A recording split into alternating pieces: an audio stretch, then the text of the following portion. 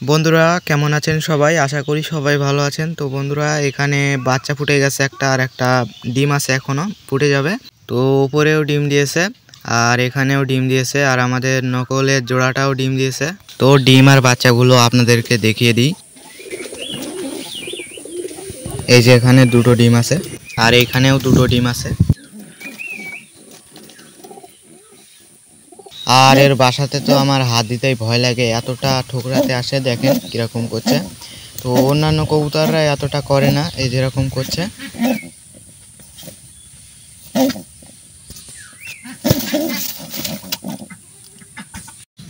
তো বন্ধুরা আমাদের কবুতরের বামটা খারাপ হয়ে গিয়েছিল, তো আমি আবারও নতুন করে ঠিক করেছি।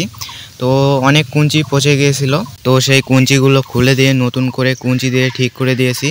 তো বন্ধুরা এখানে যে একটা পুরনো বুলবুলি পাখির বাসা ছিল, এই বাসাতে দোয়েল পাখিতে 3টে ডিম দিয়েছিল। আপনাদেরকে একটা শর্ট ভিডিওর মাধ্যমে দেখিয়েছিলাম। তো এখানে অনেক কাক ঘোরাঘুরি করে, তো 3টে ডিম আর এই বাসাতে নেই, মনে হচ্ছে কাকেই খেয়ে নিয়েছে। কাক অনেক বেশি এই বাসাতে আক্রমণ করতো, আমি তাড়িয়ে দিতাম বারবার। তো কাকটা কখন ডিমগুলো খেয়েছে আমি দেখতে পাইনি, দেখতে পেলে তাড়িয়ে দিতাম।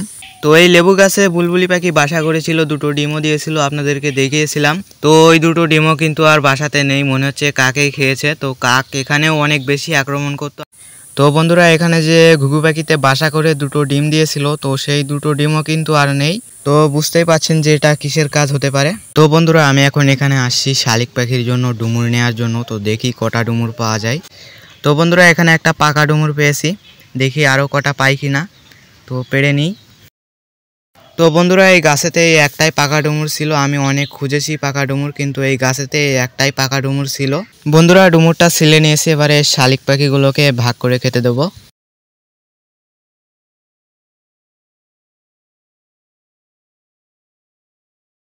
তো ময়নাকে আর দেবো না, ময়নার খাবার শেষ। তো এবারে খাবারটা মিঠুকে দিচ্ছি, তারপরে গুড্ডুকে দেবো।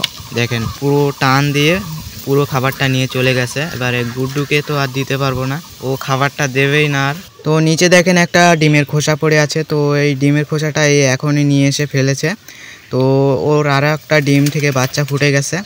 তো ওই যে দেখেন ঘরের ভিতরে চলে গেছে, আর ওই যে দেখেন আরও একটা বাচ্চা ফুটে গেছে। বন্ধুরা ওই ডাব গাছে যে একটা পাখিদের বাসা করার জন্য বক্স ছিল, তো ওই বক্সটা আমি খুলে সফেদা গাছে দিয়েছি।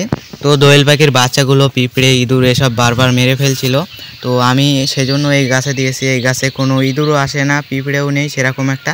তো এখানে এখন দোয়েল পাখিতে বাসা করে নিয়েছে, দেখেন দোয়েল পাখি কিন্তু বার হয়েছে এখনই।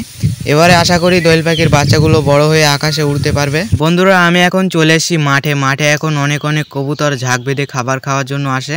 তো আমার অনেকগুলো কবুতর একসাথে দেখতে ভালো লাগে, সেই জন্য আমি মাঝে মাঝে এখানে আসি। তো আজকে দেখছি একদমই কবুতর নেই, একটা কবুতরও কিন্তু চোখে পড়ছে না আমার।